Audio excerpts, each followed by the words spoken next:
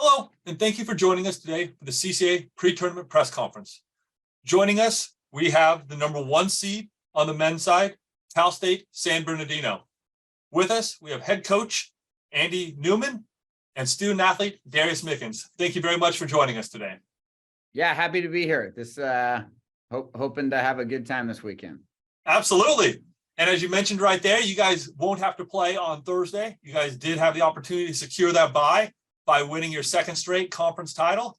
Darius, just tell me a little bit about helping, put some hardware up in the gym and just helping build this Yotes program to back-to-back conference titles. That was one of my goals coming in, being a back-to-back conference champ.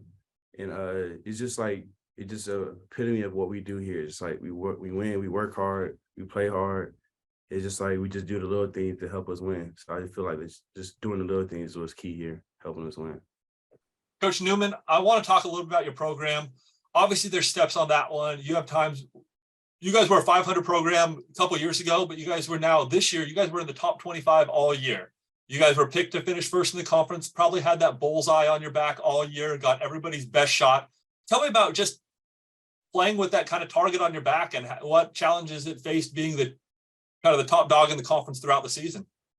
Yeah, you said it, Danny. It was a lot easier coming into this league. When we first got here, 5 years ago now, this is our 4th season. But our first season, it was kind of, we were just kind of getting our feet wet and people getting to know us and us getting to know them. And then our second season, we had a really good team and nobody really knew that. And so it was easier kind of playing in that scenario where people didn't expect much. And it was just kind of, we could sneak up on guys. Well, now it's totally different. Obviously, coming back as the CC2A champs last year, coming in this year, being nationally ranked, we knew we were going to get everybody's best shot, because at this level, not every day do you get an opportunity to play a top 25 team. So we knew that that teams were going to give us everything they got and they were going to have their best games because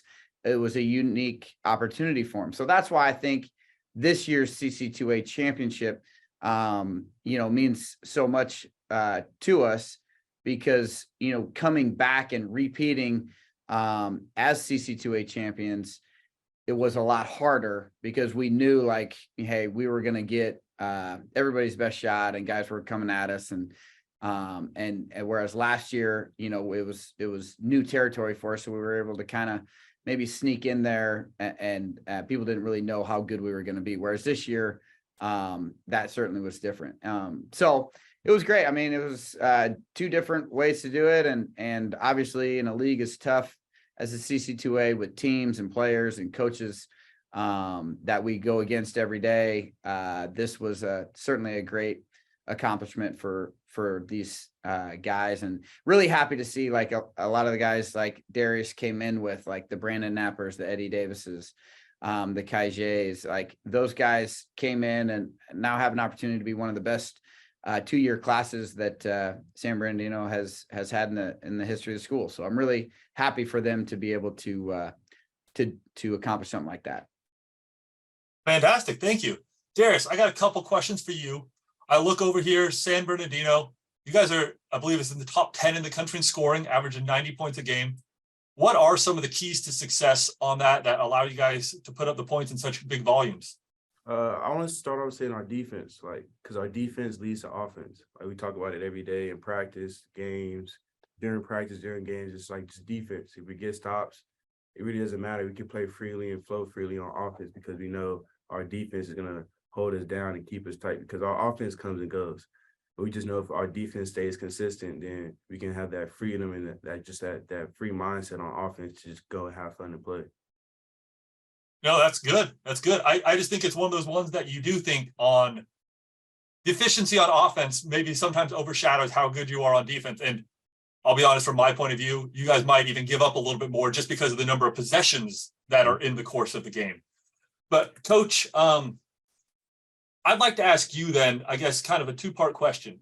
What do you consider some of the strengths of your team that maybe do show up in the box score, but then also something that doesn't show up in the stats that you would also consider a strength of this team? Yeah, well, I think, Darius hit it right on the head. Our defensive mindset was what we're built on. And, we led the conference in defensive field goal percentage. And that's what makes us so good. And to Darius's point, when you're defending with everything you got, it takes a lot of pressure off the offensive end. So guys can play freely and know that, hey, we're going to come down and we're going to move the ball around and we're going to get a great shot, but there's not a lot of pressure on that shot because we're just going to come back and get a stop next possession anyway. So let's just keep it rolling. So the stat that we look at and we I guess put the most attention on is that defensive field goal percentage. Okay.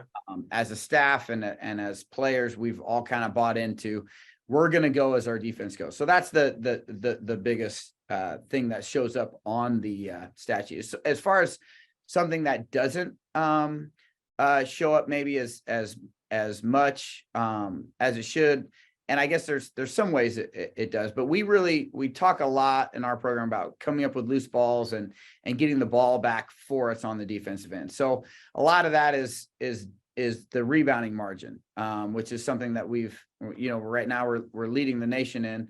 And the guy sitting next to me is a big piece of that, as he's the leading rebounder in the CCAA right now. That's a big piece of it too, because we look at those rebounds as loose balls. We look at when our defense is going and we're getting deflections, we're looking at those as loose balls.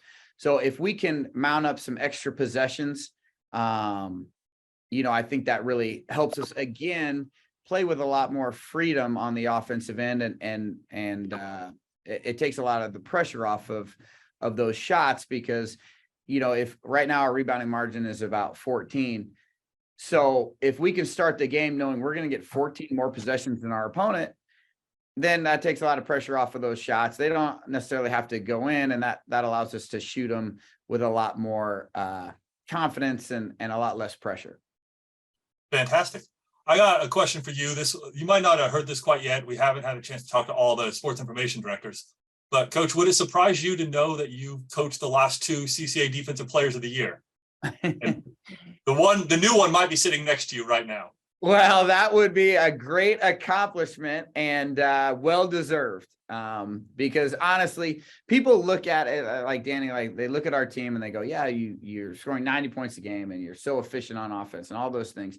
But honestly, I would say 95% of our conversations in our locker room are about the defensive end. And so for Darius to one, be bought into that, but 2, to be recognized by everybody else in this conference as the best defensive player in it, I think is 1, well-deserved, and 2, a reflection of how much concentration this program, we as a staff, but also 2, our team as players, put on the defensive end of the floor. And honestly, that's why we've had so much success. But man, that would be great if that gets announced here. That Darius Mickens is the defensive player of the year. I'm telling you, be 1, well-deserved, but 2, that would mean a lot to not just Darius and our other players, but also to our program as well, because that's what we stand for. Well, I'm pretty sure you can rack that one up. Darius, congratulations on winning the 2022-23 CCAA Defensive Player of the Year award. Yes, I appreciate that. Absolutely. Felt like a good time to do that one. So guys, I just want to say thank you so much for just taking a couple minutes to just sit here and just tell us a little bit about the program and just give us a little insight into Yotes. Actually, I have one more question for you. You guys did have a chance to be one of those playoff teams last year. You guys went through the battles, maybe didn't do it as far as you. What do you feel you learned from last year's team, even though this is a New Year's team? What lessons will you guys apply from last year's playoffs that you can take into this CCAA tournament and possibly any other tournaments that come after it? I say one thing us returners, like us for returners last year learned is like complacency and defense, they go hand in hand. Cause offense, like we said, offense comes and goes. And like last year, we were such a streaky offensive team, we really didn't rely on our defense like we should have been. And then we kind of got complacent towards the end. So like this year, we just made sure that when complacency came, we stopped it right there and killed it. And then even if our offense isn't there, we just kept our head on straight on the defensive end and just keep grinding. Because we just know we're a good enough team to compete for a national championship. So we know our offense is going to come from somebody. We just need to lock in on defense and just make sure our defense is there come tournament time. Yeah, and I would back up on that and say that one of the things that we've been talking about as a lesson from last year is just that every possession has value.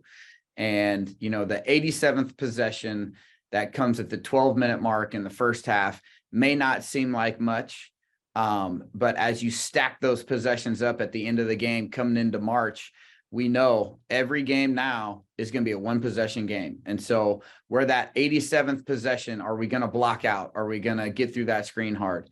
It may not feel like it has value at the time, but in the last 45 seconds of the game, you can't go back in time and replay that and re-block out or get through a screen or do something with the kind of intensity that you would in the last 45 seconds. So hopefully, you know, that's something that this team has kind of bought in on and we've been preaching to them. And so hopefully that's something that we can take into March, knowing that every game from here on out is going to be a one possession game and we're going to need to stack them all up and hopefully play with that kind of intensity throughout the whole entire game, throughout the whole 40 minutes and not just in the last minute and a half, 2 minutes. Fantastic. We, once again, thank you very much for just giving a little insight into the Yotes program. You guys do have the bye and you guys will not have to play until Friday at the 2:30 game. So good luck in that one. We'll be facing the winner of Cal Poly Humboldt and Sonoma State. So good luck and see you up in Turlock. Thanks, Danny. Appreciate you. Appreciate it.